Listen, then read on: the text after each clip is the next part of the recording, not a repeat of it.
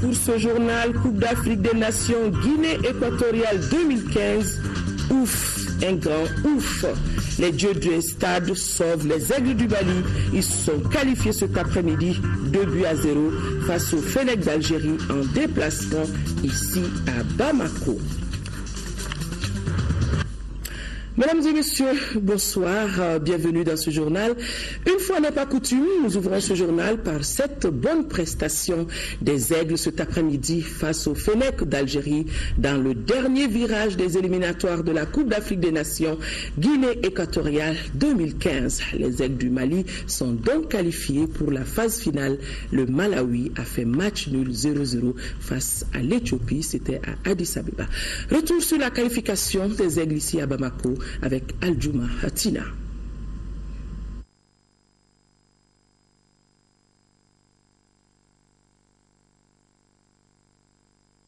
Tina n'est pas en place. Avant de retrouver Aldjouma Tina, le Conseil des ministres s'est réuni aujourd'hui ici au palais de Koulouba sous la présidence du président de la République, Ibrahim Boubacar Keïta. Avec moi sur ce plateau, Ibrahima Djambélé. Bonsoir Ibrahima Djambélé. Bonsoir Aoui Touré. Donc avec vous, lecture du communiqué du Conseil des ministres qui s'est tenu aujourd'hui. Tout à fait, mesdames et messieurs, bonsoir. Au chapitre des mesures réglementaires sur le rapport du ministre de l'Environnement, de l'Eau et de l'Assainissement, le Conseil des ministres a adopté un projet de décret fixant les conditions de dotation en habillement et en équipement des agents du service des eaux et forêts. La loi du 1er septembre 1983 portant statut particulier des fonctionnaires du cadre des eaux et forêts astreint les agents des eaux et forêts dans l'exercice de leurs fonctions au port de l'uniforme et de l'arme réglementaire dont les conditions d'attribution ont été fixées par le décret numéro 127 PGRM du 4 août 1969. Après plusieurs années d'application, les types d'armement attribués aux agents des eaux et forêts, en l'occurrence les carabines et pistolets automatiques de modèle 1945, sont devenus obsolètes et inadaptés. En outre, l'accomplissement de la mission de protection de nos forêts exige la présence des agents des eaux et forêts dans des zones difficiles et de plus en plus dangereuses à cause de la présence dans ces lieux de braconniers et de balises armées équipées d'armes plus perfectionnées. Cette situation expose les agents à des risques majeurs. C'est ainsi que le service des eaux et forêts a enregistré fréquemment des agressions, des morts et même des disparitions d'agents en service commandé. Le présent projet de décret adopté dans ce cadre abroge et remplace le décret du 4 août 1969. Il introduit la notion d'armement réglementaire adapté à la mission et prévoit l'entreposage des armements et des munitions. Il prend également en compte l'évolution du personnel des eaux et forêts avec le recrutement massif des femmes. L'adoption du présent décret contribuera à renforcer la détermination et le dévouement des agents du service des eaux et forêts à accomplir leur mission de sauvetage des ressources forestières et fauniques.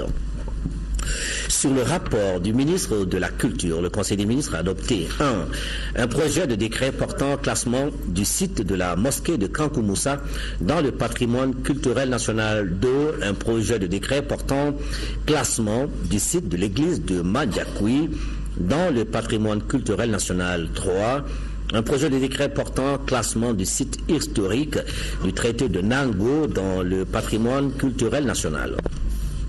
Le site de la mosquée de Kankoumoussa, situé dans le quartier Al-Jabaldia de la ville de Gao, couvre 35,1 mètres carrés. La mosquée a été réalisée par l'architecte andalou S. Saïli. Elle fut présentée par les chroniqueurs arabes et les traditions orales comme un bâtiment colossal et le premier cas de grands travaux entrepris dans l'histoire du Mali avant la construction de la célèbre mosquée de Djingaribert à Tombouctou en 1325.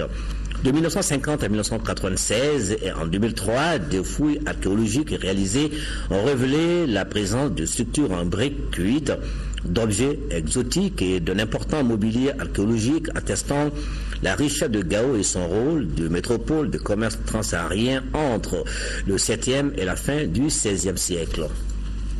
Le deuxième site proposé au classement est l'église de Mandiakoui. Cette église est située au sud de la ville de Mandiakoui, cercle de Tomignan, région de Ségou. Elle fut successivement construite en paillote puis en banco qui s'écroula en 1936.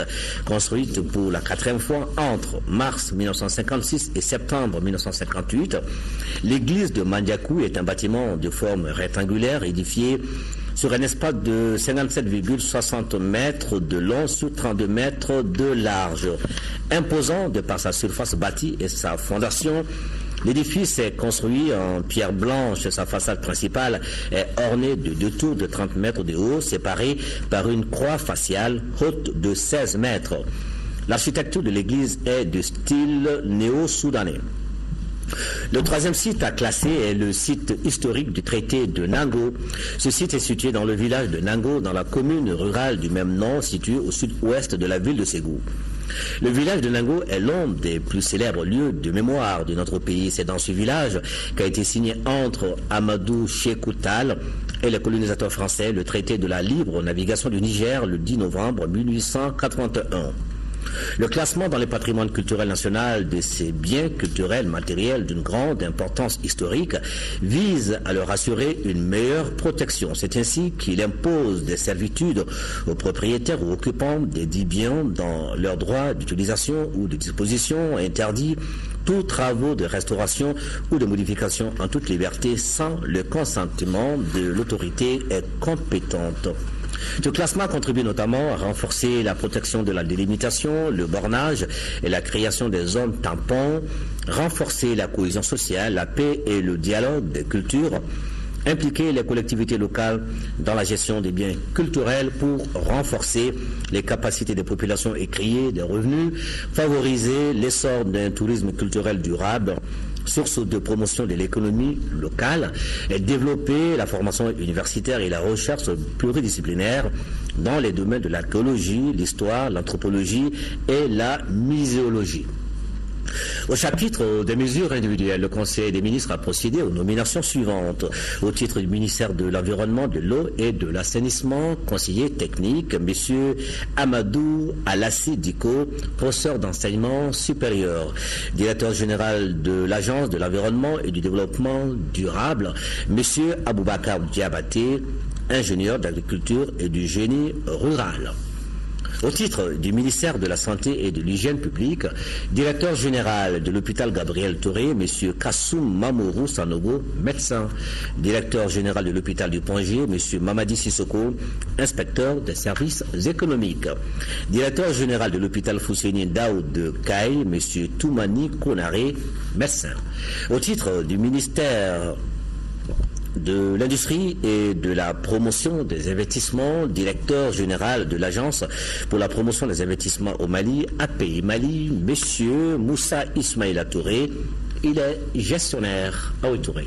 Voilà, Ibrahima Djombele, merci, mais vous allez rester avec nous pour suivre cette victoire, ou si vous voulez, cette qualification de nos aigles cet après-midi face au Fennec d'Algérie. C'était dans le dernier virage des éliminatoires de la Coupe d'Afrique des Nations Guinée équatoriale 2015. Les aigles du Mali sont donc qualifiés pour la phase finale. Le Malawi a fait match nul 0-0 face à l'Éthiopie, c'était à Addis Abeba. Retour sur la qualification des aigles ici à Bamako avec Aldjou Matina. Donc moi je pense que le coup est jouable, certes. 2 millions d'euros pour les aigles du Mali qui seront à la 30e Coupe d'Afrique des Nations en 2015 en Guinée équatoriale. Se trouvant dos au mur après 2 revers d'affilée, les aigles à égalité avec les Flames du Malawi avaient obligation des résultats face au Fennec d'Algérie déjà qualifié, pour éviter toute surprise dans la rencontre Éthiopie-Malawi. Finalement, mission reçue pour Sédou Keita et ses coéquipiers, qui parviendront à l'emporter sans bavure devant l'Algérie, pourtant invaincue depuis le début des éliminatoires. Comme un symbole, c'est l'emblématique capitaine des aigles Sédou Keita qui ouvre la voie de la qualification. Accroché par le défenseur algérien Karl Medjani, le joueur de la Roma prend ses responsabilités et bat le portier algérien à la 27e minute. Du coup, il inscrit son 24e but en équipe nationale. Mieux organisés et enthousiastes, les aigles bouclent la mi-temps par ses avantages. Conscients qu'un seul but n'est pas gage d'assurance, les poulains de Henri Kasberzak, sous l'impulsion de leur capitaine très présent au milieu du terrain, finiront par marquer le but de soulagement. La frappe de Moustapha Yatabari de 20 mètres, contrée par Karol Mejani, trompe le portier algérien. 2-0, rien ne pouvait encore arriver aux Aigles, surtout qu'à Addis Abeba, le match Éthiopie-Malawi s'est soldé par 0-0. Classement final du groupe B. L'Algérie, première avec 15 points, et le Mali, deuxième avec 9 points, se qualifie pour la phase finale. Rappelez que les Aigles seront à leur 9e participation Coupe d'Afrique des Nations.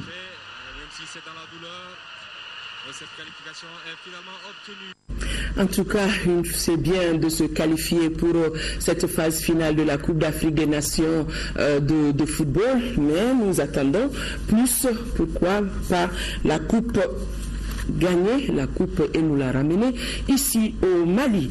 Comme vous pouvez vous y attendre, des messages de félicitations.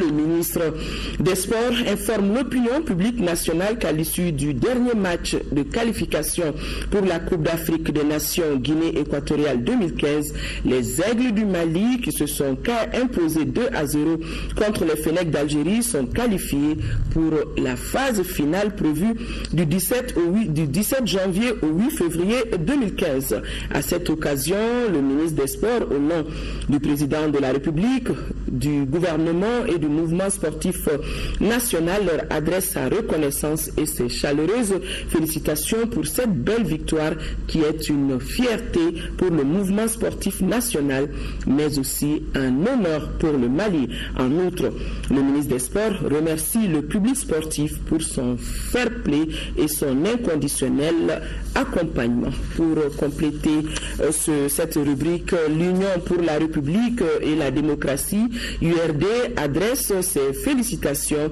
aux Aigles, aux techniciens et aux dirigeants qui ont permis cette qualification. Et nous avons besoin de vous rappeler aussi, d'autres pays se sont qualifiés lors de cette 6e journée. Il s'agit du Ghana, de la Guinée-Conakry, de Côte d'Ivoire et du Congo-Brazzaville qui a enlevé la seconde place du groupe A aux dépens du Nigeria, on le rappelle, qui était champion d'Afrique en titre, ne sera pas de cette randonnée en Guinée équatoriale. L'actualité sur un tout autre plan, Ibrahima Djombele vous a donné lecture du communiqué du Conseil des ministres et après le Conseil des ministres, le président de la République, Ibrahim Boubacar Keïta, a accordé une audience au coordinateur adjoint des Nations Unies pour la réponse d'urgence à Ebola. Anthony Bemberi, c'est son nom, est venu discuter avec le chef de l'État afin de mettre un programme de lutte contre la fièvre à virus Ebola. Vous aurez compris, c'est notre page Ebola qui s'ouvre ainsi.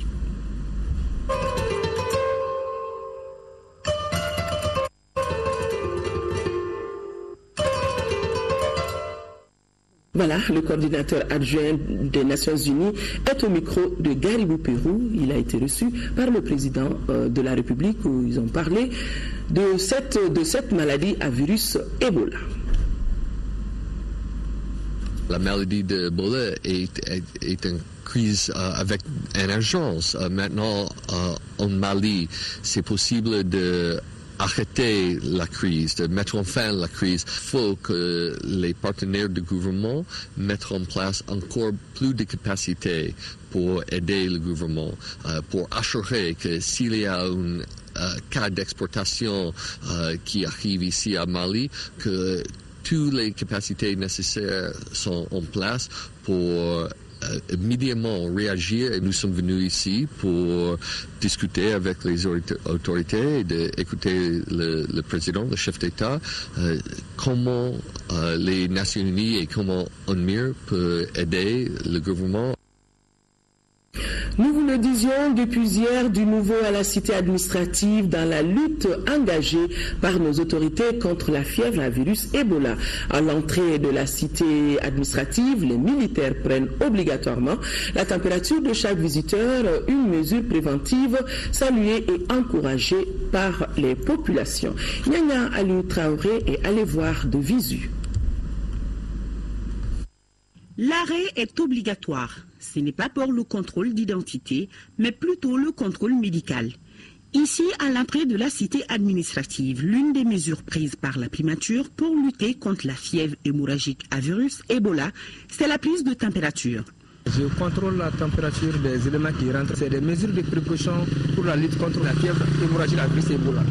C'est initié par les médecins de la primature. Personne n'échappe au contrôle. Devant nos caméras, voilà la voiture des ministres qui passe à la trappe.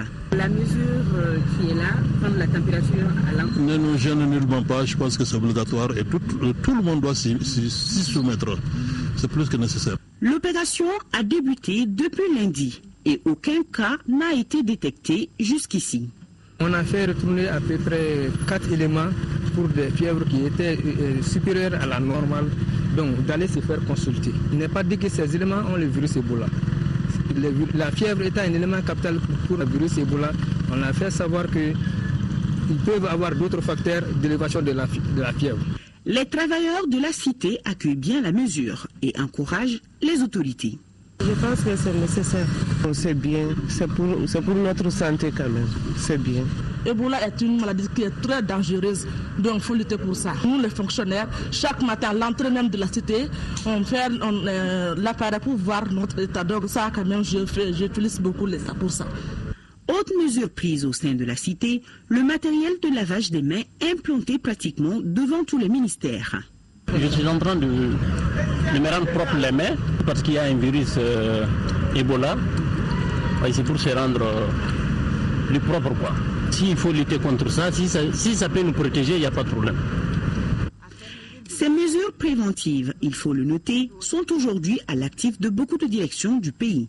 Comme dirait l'autre, mieux vaut prévenir que guérir. Adoptez donc la démarche. Une action plus que salutaire. C'est parti pour la caravane de sensibilisation contre la maladie à virus Ebola. L'initiative est de la direction régionale du district de Bamako avec l'appui de l'UNICEF. La caravane qui va durer 18 jours et va sillonner l'ensemble du district de Bamako, nous dit Alpha Meiga.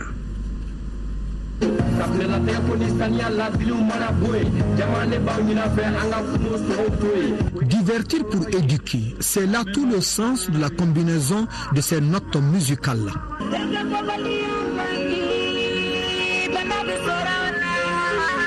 La cérémonie est consacrée en effet au lancement de la caravane de sensibilisation contre la maladie à virus Ebola. Ainsi, pendant 18 jours et sur l'ensemble du district de Bamako, à travers chants, danses, il sera question de définir la maladie Ebola, les signes du fléau. Ensuite, tout au long de la caravane, les animateurs vont également informer les populations sur les modes de transmission de la maladie, mais aussi que faire pour se protéger contre. Les pratiques à promouvoir et que faut-il savoir sur le traitement seront aussi chantées au cours de la caravane. Une caravane organisée par la direction régionale du développement social du district de Bamako avec l'appui de l'UNICEF. En tout cas, cette caravane vient à point. Un grand ouf de soulagement à Caille après la libération de plus de 50 personnes qui étaient en observation à l'hôpital régional. Après 21 jours d'isolement, ces personnes sont sorties sans avoir montré aucun signe. Mais on assiste au renforcement des mesures de prévention contre la maladie. Le lavage des mains et la prise de température font désormais partie du quotidien à l'hôpital régional de Caille. Compte rendu Mahamadi Alioubari. Ce n'est plus un doute à Caille. Les 53 personnes qui étaient en observation à l'hôpital régional ont regagné leur domicile après 21 jours d'isolement. Les responsables de l'hôpital confirment que ces personnes n'ont pas été infectées par la maladie à virus Ebola. Le premier groupe est sorti il y a à peu près 5 ou 6 jours comme ça.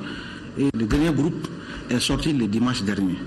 Donc, aucun d'eux n'a développé vraiment des symptômes, vraiment jusqu'à leur date de sortie. Même la grand-mère de la défunte fillette, qui était en contact permanent avec elle, n'a pas contracté la maladie. Cela a une explication. Le virus a non seulement besoin de contact, mais il faut également qu'il y ait, par exemple, une effraction au niveau de la peau, ou bien que les sécrétions de la patiente entrent en contact avec les muqueuses. Ça va être des zones qui sont beaucoup plus au niveau de la bouche, ou bien les conjonctives, par exemple, ou bien le nez.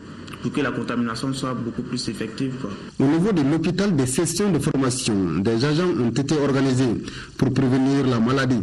L'entrée à l'établissement est filtrée. Tous les malades, accompagnateurs et autres usagers étant soumis au contrôle. Donc, toute personne vraiment qui désire vraiment entrer à l'hôpital doit passer d'abord par vraiment ces centres de tri. Chaque service de l'hôpital est doté de dispositifs de lavage des mains et c'est l'hygiéniste maison qui est chargé de leur approvisionnement. Donc l'espoir est permis dans la lutte contre la maladie Ebola à Kayes. Voyons maintenant quelques actions entreprises contre la propagation du virus Ebola ici à Bamako et à l'intérieur du pays, des sujets rassemblés par Mohamed Ould Mamouni.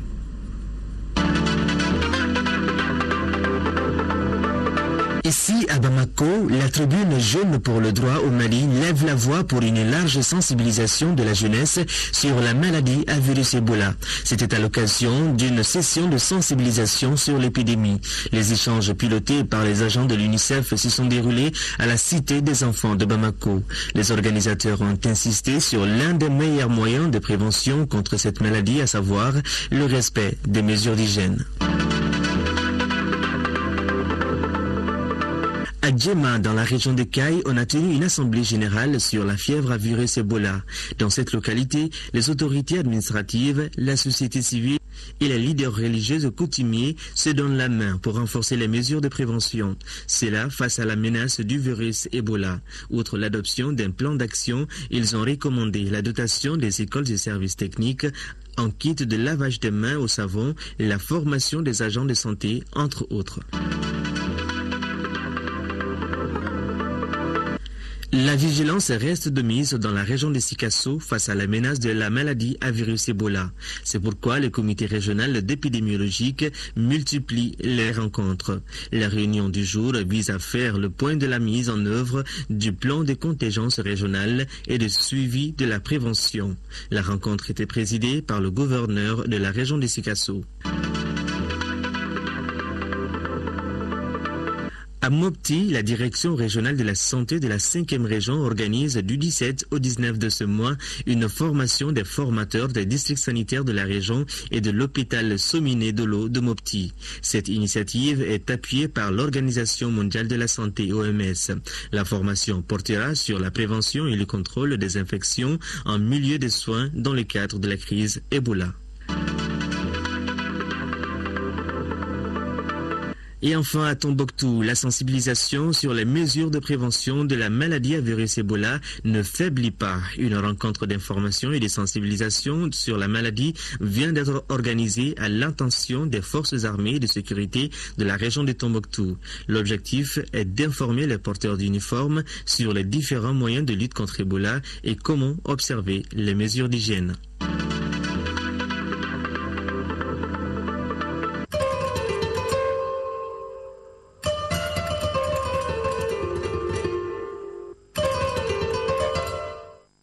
Après cette page Ebola, l'actualité sur un tout autre plan.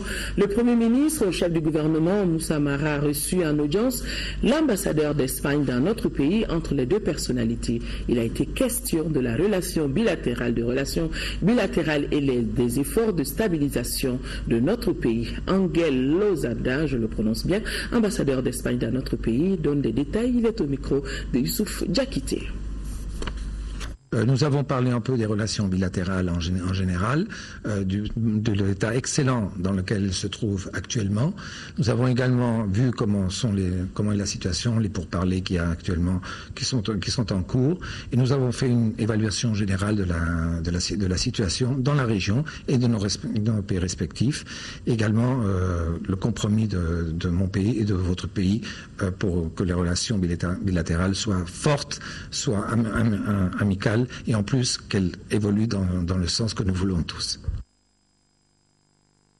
Fin de la 3e réunion de la plateforme ministérielle de coordination des stratégies globales de lutte au Sahel. La rencontre avait pour but de dégager des stratégies et initiatives pour contribuer au développement de la région sahélo-saharienne. À l'issue des travaux, les participants ont tiré des conclusions, nous dit Aldjouma Tina. C'est avec espoir et satisfaction que la 3e réunion plateforme ministérielle de coordination des stratégies Sahel s'est achevée.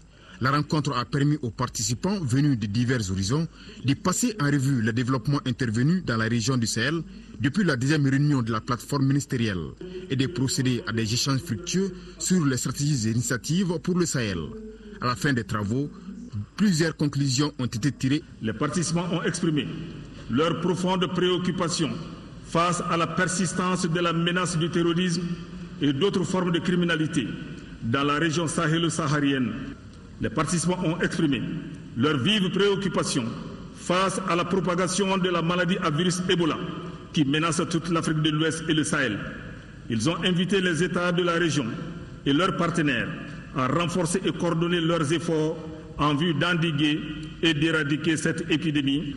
Les participants ont notamment apprécié le travail de cartographie des stratégies Sahel réalisé par le secrétariat avec le concours technique de 3 centres de recherche. Placé sous l'égide de M. Abdoulaye Diop, ministre des Affaires étrangères, de l'intégration africaine et de la coopération internationale, la réunion a permis de partager différentes informations et de faire des propositions concrètes visant à promouvoir la région sahélo-saharienne. L'objectif essentiel, c'est qu'elle offre un espace qui permet à tous les acteurs intéressés par le Sahel, y compris les États du Sahel, à échanger sur les priorités en matière de sécurité, en matière de gouvernance, en matière de développement, mais aussi en matière de résilience, et de voir quelle synergie on peut développer entre ces différentes initiatives qui se mettent en place.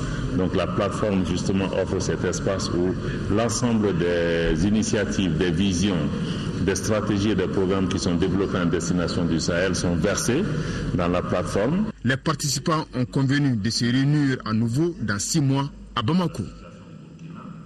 Et les travaux du colloque international sur la sécurité au Sahel, le cas du Mali, viennent de prendre fin à l'hôtel Colibri de Bamako, organisé par le Forum civique et la Fondation Rosa Luxembourg, la Fondation Gabriel Péry de France. Ce colloque avait regroupé plusieurs chercheurs, experts et analystes venus d'horizons différents d'Afrique et d'Europe. À l'issue de ce colloque, le renforcement de la souveraineté des États, la redéfinition du rôle de la MINUSMA sont entre autres recommandations qui ont été adoptées par les participants.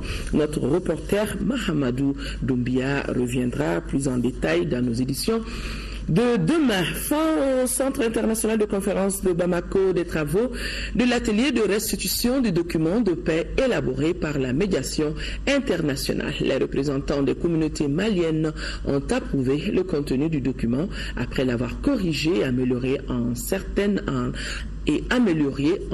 parties. Daouda Sidiki Diarra.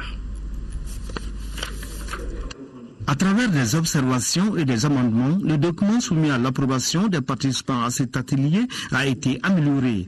Des jours ont permis de mettre en exergue les préoccupations des communautés maliennes. Ce document a été élaboré par la médiation et constitue une base solide pour le gouvernement afin d'entamer la 3e phase des négociations qui débute dans quelques jours à Alger. Ce 3e round doit aboutir à un préaccord entre le gouvernement, les groupes armés signataires de l'accord de Ouagadougou et les groupes signataires de la plateforme. C'est pour parler en quelque chose de nouveau où la médiation a décidé d'écouter toutes les parties.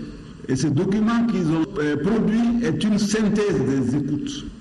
Maintenant, le gouvernement, déjà Alger, a produit un document, mémorandum, pour dire les premières réactions. Et le gouvernement repartira à Alger à travers ses mandataires avec cet enrichissement. Je crois que cela permettra à vos représentants qui seront à Alger d'être beaucoup plus solides, parce qu'enrichis par vos propositions, enrichis par vos souhaits, mais enrichis aussi par vos inquiétudes. L'accord issu des pourparlers intermaliens à Alger sera signé à Bamako et aboutira à une paix définitive, à une paix durable, facteur de développement. Journée d'information et de sensibilisation organisée sur les pourparlers intermaliens inclusifs à l'intention de la hiérarchie militaire. La rencontre vise à faire la restitution du contenu du document de paix élaboré par la médiation et proposé au gouvernement malien et aux groupes armés signataires de la plateforme. Le ministre de l'Intérieur et de la Sécurité a présidé la cérémonie, compte rendu signé Moussa Fané. L'objectif de la rencontre avec la hiérarchie militaire était d'expliquer et d'échanger sur le document de synthèse des pourparlers intermaliens d'Alger. Le ministre de l'Intérieur et de la Sécurité a donc expliqué aux militaires le contenu du document. Plusieurs questions ont été posées par rapport à la ligne rouge tracée par le président de la République. Le ministre Samaké a rassuré ses interlocuteurs sur ces points. Ce qui compte, c'est le Mali. C'est le Mali. Les intérêts du Mali ne seront pas bradés. Nous avons des lignes rouges à ne pas du tout négocier, qui sont définies dans la feuille de route. Et je pense qu'avec ce que vous avez dit et les réserves et les inquiétudes formulées, nous sommes suffisamment outillés pour parler en votre nom et prendre en compte vos préoccupations. Nous sommes en discussion avec des partenaires. C'est le Mali. Le Nord fait partie du Mali. Je dois le dire.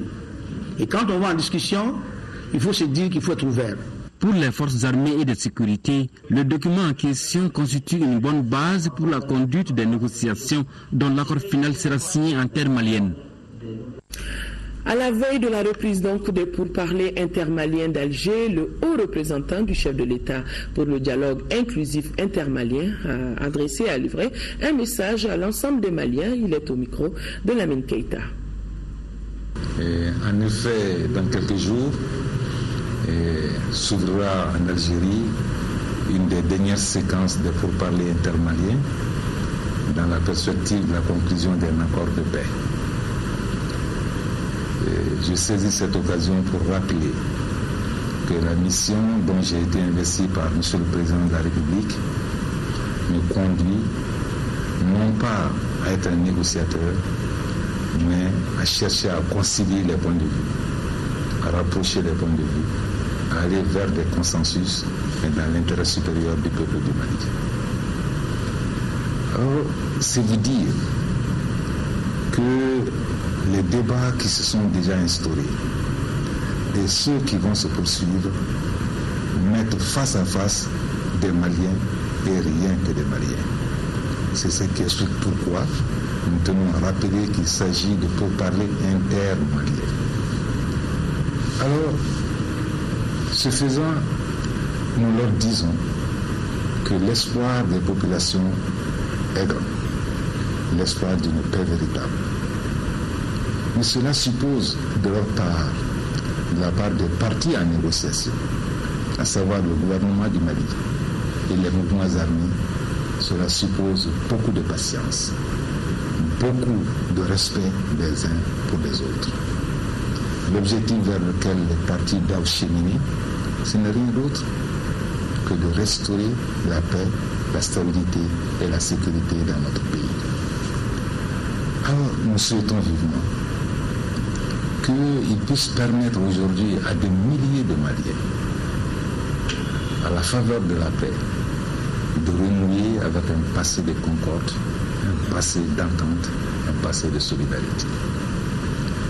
Alors, au moment où les partis se mettront à discuter en Algérie, il est bon qu'elles se souviennent que dans la partie septentrionale de notre pays, des milliers d'enfants souhaitent pouvoir sortir dans les rues pour jouer dans leur innocence sans être mutilés ou handicapés par les enchaînements de la mort. Il est bon que les partis se souviennent que dans cette partie aussi, de nombreuses salles de classe sont désespérément fermées.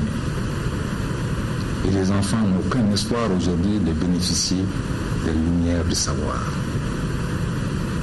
Il est bon que les partis se souviennent que de nombreuses populations, dans la détresse, sous la morsure de la misère et de la maladie, ne peuvent plus accéder aux centres de soins et bénéficier des soins de santé.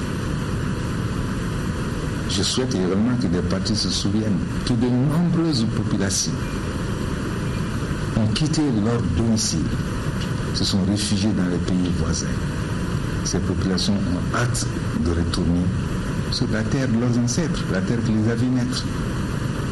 Donc vous comprenez que ce message-là est un message d'espoir que nous leur livrons. Malgré toutes les divergences qui peuvent exister entre les partis, il est souhaitable que les uns et les autres se souviennent que ce qui est important, c'est l'avenir de notre pays, un avenir de paix, un avenir de stabilité.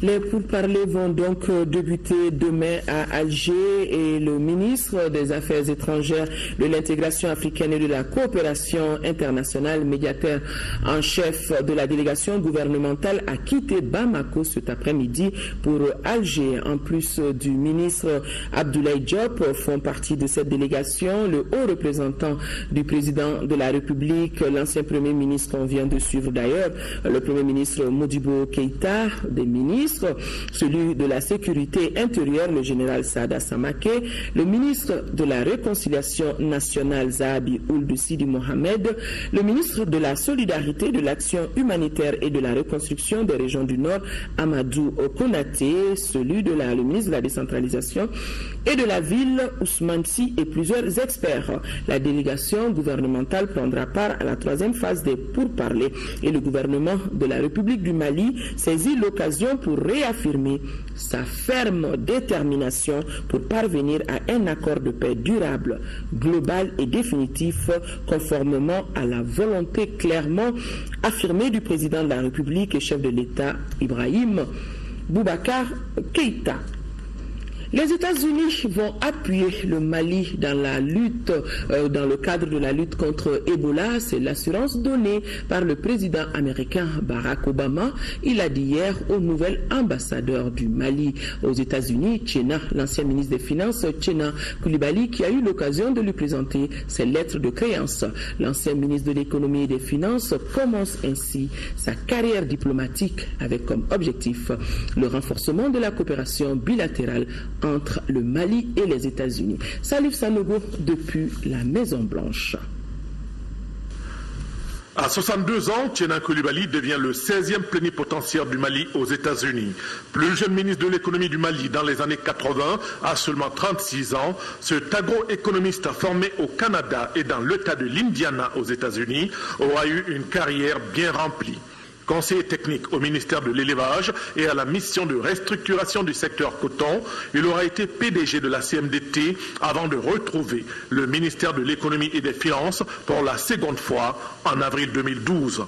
Homme de principe et de rigueur, il est beaucoup apprécié autant par ses collaborateurs que par les partenaires du Mali. Marié et père de 4 enfants, il entame ainsi un nouveau challenge dans le monde de la diplomatie. À Washington, il devra non seulement rehausser le niveau de la coopération bilatérale, mais aussi agir sur la multilatérale en normalisant et en renforçant le partenariat avec les institutions de Bretton Woods. L'ancien élève du lycée Prosper Camara de Bamako saura compter sur sa légendaire baraka, son sens de la gestion et sur le concours de ses collaborateurs. Après avoir présenté ses lettres de créance à Barack Obama ce mardi, Tchena Koulibaly fera le même exercice dès demain avec les institutions de Bretton Woods et dès lors il sera opérationnel à 100% au service exclusif du Mali. Salif Sanogo depuis la Maison-Blanche. Signature cet après-midi d'un accord de crédit de plus de 3,6 milliards de francs CFA offert par la Banque africaine de développement à la Banque malienne de solidarité. Cette ligne de crédit qui sera décaissée en 2 tranches est destinée à financer des projets éligibles identifiés comme tels par la Banque malienne de solidarité. La signature s'est effectuée en présence de Madame le ministre de l'économie et des finances et de notre reporter Mahamadou Doumbia. Avec cette série de signatures, la Banque africaine de développement accorde un accord de crédit de 5 500 000 euros, soit plus de 3,6 milliards de francs CFA à la Banque malienne de solidarité. Cet accord de crédit rentre en ligne droite pour le financement des petites et moyennes entreprises, les petites et moyennes industries, sans oublier le refinancement des institutions de microfinance. Le premier concerne le financement uniquement des PME et des PMI qui forment le tissu industriel de ce pays, pour leurs besoins à moyen terme et le refinancement des institutions de microfinance conformément aux procédures d'intervention de la banque. Le deuxième point concerne l'utilisation rationnelle des sommes prêtées par la banque pour la réalisation du programme d'appui conformément aux clauses du présent accord de ligne de crédit. Le troisième point, enfin, se focalisera sur le suivi et évaluation des financements octroyés et le respect scrupuleux de la fréquence de production des rapports et états financiers. Sans nul doute, la signature de cet accord de prêt confirme l'engagement de la banque à appuyer le gouvernement pour une reprise de la croissance économique et d'une accélération de la réduction de la pauvreté. Cet accord de crédit, qui intervient après ceux déjà conclus au cours des années précédentes avec la BIDC, la BOAD, la BADEA, confirme la reconnaissance de la qualité de la signature de notre banque et son rôle prépondérant dans le financement des PME au Mali. Cette confiance des institutions financières internationales n'est pas fortuite pour qui connaît leurs exigences en matière de respect des critères financiers. Je sais que compte tenu de l'expertise dont la banque dispose déjà et vraiment de l'engagement de son PDG et de l'ensemble de ses collaborateurs immédiats, ces ressources seront utilisées comme convenu et je crois que le reporting ne fera pas défaut. Nous-mêmes, nous mettrons un point d'honneur à être vigilants là-dessus. La Banque africaine de développement est confiante de l'utilisation judicieuse de cet appui et souhaite voir l'atteinte de l'ensemble des résultats escomptés. Donnant cette information, le Burkina Faso a eu son premier ministre et c'est sans surprise que le président de la transition, Michel Kafando, a désigné le lieutenant-colonel Yacouba Isaac Zida au poste de premier ministre. Et les choses vont aller très rapidement. Demain, la composition du gouvernement sera connue et puisque le président de la transition sera installé, il y aura une cérémonie d'investiture du nouveau président de la transition au pays des hommes intègres. Les étudiants maliens bénéficiaires de la bourse algérienne ont été reçus par le ministre de l'Emploi et de la formation professionnelle. Ils étaient 40 étudiants accompagnés de leurs parents. Ces boursiers vont poursuivre leurs études dans plusieurs domaines en Algérie au cours de l'année qui va commencer. Agibou Koulibaly, compte rendu. Boursiers et parents d'étudiants, ils étaient tous joyeux d'être reçus par le ministre de l'Emploi et de la formation professionnelle, porte-parole du gouvernement. Un événement qui marque le départ de nouveaux étudiants maliens en Algérie. Mon pays m'a offert l'occasion d'approfondir ça et je suis vraiment très fier de ça. Et je ne vais pas perdre cette chance-là. Je vais vraiment la tenir pour rendre la monnaie à ce pays-là. J'espère pouvoir arriver, bien travailler là-bas et venir faire la fierté de mon pays. Ce que je voudrais dire ici, c'est à l'intention de tous les enfants, qu'ils comprennent qu'ils sont des porte-drapeaux de cette nation malienne. Et de grâce, quand on va dans un pays étranger, c'est pour vraiment faire honneur à toute une nation. Pour le ministre de l'Emploi et de la formation professionnelle, porte-parole du gouvernement, l'octroi de ces bourses aux étudiants maliens se situe dans le cadre du partenariat entre le Mali et l'Algérie. Vous allez partir pour l'Algérie dans le cadre d'un partenariat que nous avons avec ce pays depuis 2009, partenariat à travers lequel de jeunes Maliens bénéficient de bourses en Algérie. Et la formation, c'est le BTS. Ce sont des formations de courte durée, 30 mois. Et en général, ces formations sont offertes dans des filières qui sont soit insuffisamment offertes ici ou pas offertes du tout. Donc ce qui permet d'avoir un taux d'insertion qui est très important, autour de 80 à 90% des élèves qui reviennent ont du travail au bout d'un an. L'Algérie, pays voisin du Mali, offre depuis des décennies des bourses d'études à notre pays. Plusieurs cadres maliens ont été formés, preuve de la bonne santé de la coopération bilatérale. Demain 20 novembre, c'est la journée commémorative de la Convention relative aux droits des enfants. Ce document de portée universelle en matière de promotion et de protection des droits des enfants a connu une adhésion des États membres de l'Organisation mondiale. Et le thème retenu pour l'édition 2014 au plan international est de mettre fin aux violences faites aux enfants. À cette occasion, Madame le ministre de la Femme, de l'Enfant et de la Famille nous livre son message. Elle est au micro de Inaba. Le thème retenu pour l'édition 2014 au plan international est « Mettre fin aux violences faites aux enfants ».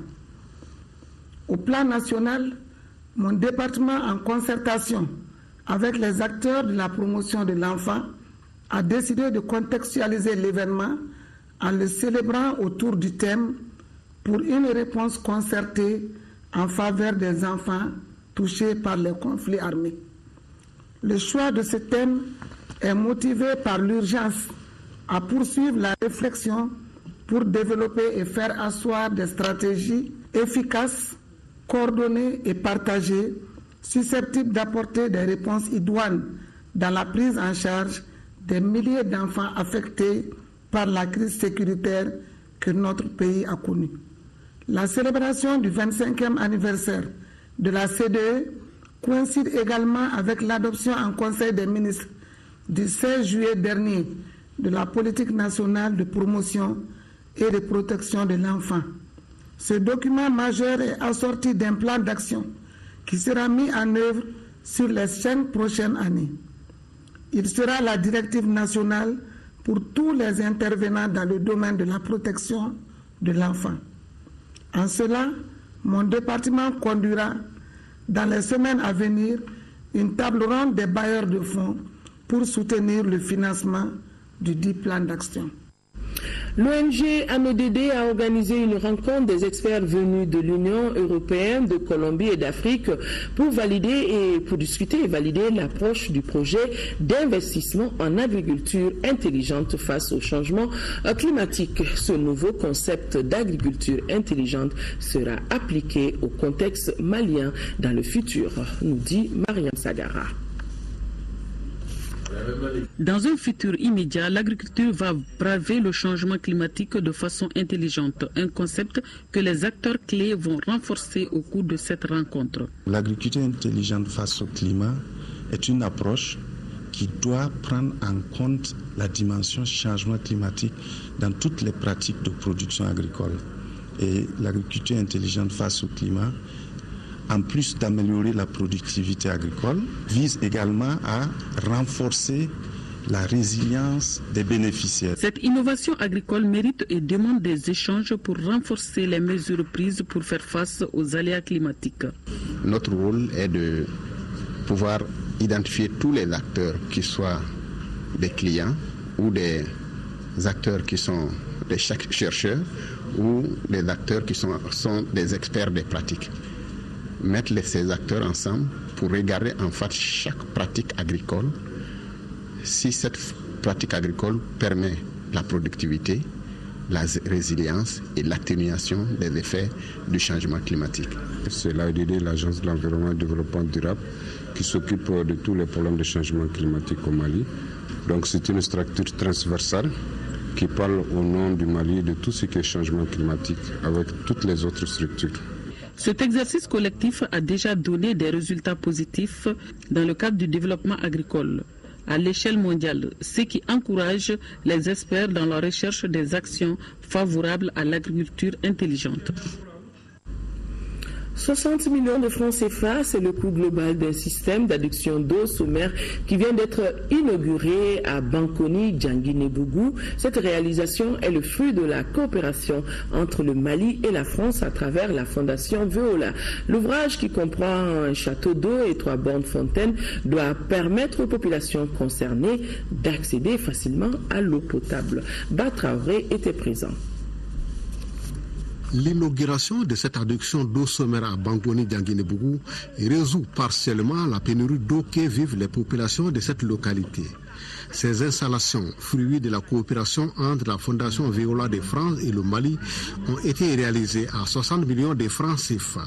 L'accès à l'eau potable est une des priorités du gouvernement du Mali, qui s'inscrit dans le cadre du cadre stratégique pour la croissance et de la réduction de la pauvreté.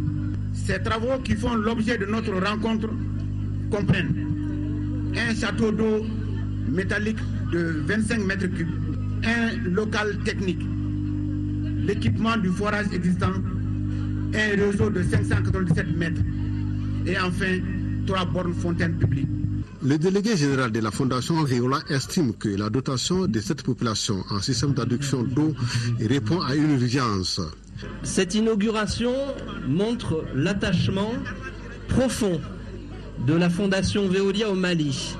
Nous y sommes présents depuis longtemps maintenant et poursuivons sans relâche notre appui auprès de nos partenaires au développement et notamment auprès de la Direction nationale de l'hydraulique et de ses directions régionales. Ce projet de Bankoni-Diaguiné-Bougou constituait une urgence. La situation en matière d'accès à l'eau potable était ici très tendue. Les heureux bénéficiaires du jour s'engagent à faire bon usage des équipements. Un comité de gestion a été déjà mis en place pour la gestion des 3 bornes fontaines. Plus de 900 millions de francs CFA, c'est le montant investi par l'ambassade des États-Unis d'Amérique dans la région de Tombouctou. Et c'est dans ce cadre que le chargé d'affaires vient d'effectuer une visite de terrain. Objectif, rencontrer les autorités régionales et constater l'évolution de la situation sécuritaire. Al-Mouzer Al-Kamissa Yatara. En venant à Tombouctou, les chargés d'affaires de l'ambassade des États-Unis au Mali avaient un double objectif. Rencontrer les autorités régionales et constater de visu l'évolution de la situation sécuritaire. Les États-Unis travaillent ensemble avec nos amis ici pour soutenir la réconciliation, le développement et aussi pour tirer les leçons des difficultés que le peuple de Tombouctou ont souffert, pour aider la population à reconstruire la nation qui a une réputation reconnue par le monde. L'ambassade des États-Unis d'Amérique, à travers les projets d'appui à la transition du Mali, a investi plus de 900 millions de francs CFA dans la région de Tombouctou. J'ai eu le plaisir de parler avec les leaders politiques, les leaders religieux, les jeunes et aussi les leaders culturels pour mieux comprendre l'expérience du peuple de Tombouctou. Et je crois que nous avons déjà dépensé, je crois, plus de 900 millions de francs CFA pour soutenir la réconciliation.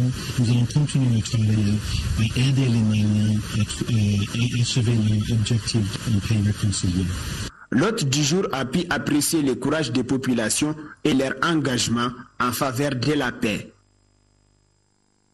Et cette information, le conseil d'administration du groupe de la Banque mondiale qui a approuvé mardi dernier l'appui budgétaire au gouvernement du Mali sous la forme de 36 millions de dollars américains de crédits de politique de développement et de 27 millions de dollars américains de subventions à la politique de développement pour aider à renforcer la responsabilité du gouvernement et la transparence ainsi que pour améliorer les dépenses du secteur public. En 4e région, plus de 650 millions de francs CFA, c'est le coût de l'achat, de transport et de la distribution gratuite de près de 3000 tonnes d'aliments bétail destinés aux éleveurs en difficulté dans les régions de Mopti, Tombouctou et Gao. Le don a été possible grâce au financement du Royaume des Pays-Bas et le commissaire à la sécurité alimentaire, Dr Nango Dambélé, a donné le coup d'envoi en présence de notre reporter Amaguiré Ogoubaradolo. Ce premier convoi d'aliments bétail au bénéfice des éleveurs des zones déficitaires en pâturage de Mopti, Tombouctou et Gao marque le lancement du volet aliments bétail du Plan national de réponse 2014. Cette action diligente de distribution gratuite de 2836 tonnes d'aliments bétail et le transport ont été financés à hauteur de près de 656 millions de francs CFA par l'ambassade du Royaume des Pays-Bas. Elle vise ainsi à sauver tout au moins un noyau de laitière des ménages d'éleveurs pauvres ou affectés des zones vulnérables. La sauvegarde de ces noyaux devrait permettre de produire assez de lait pour améliorer l'état nutritionnel des enfants et des femmes allaitantes et générer des revenus additionnels pour les familles vulnérables en vue de la couverture d'autres besoins alimentaires. En effet, la campagne agricole 2013-2014 a été caractérisée par un déficit attesté en biomasse, provoquant ainsi une importante perte d'animaux.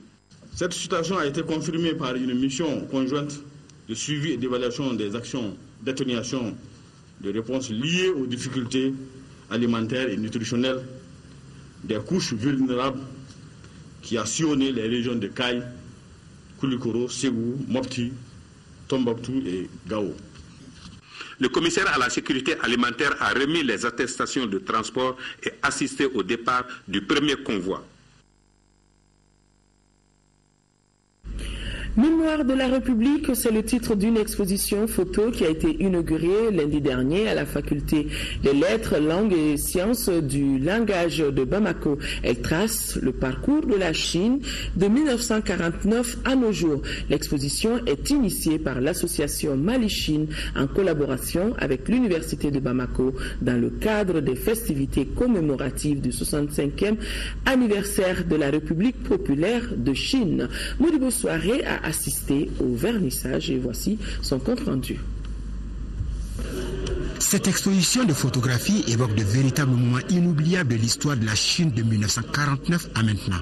L'expo baptisée Mémoire de la République démontre les réalisations faites par la République populaire de Chine dans différents domaines, notamment l'éducation, le sport et la culture.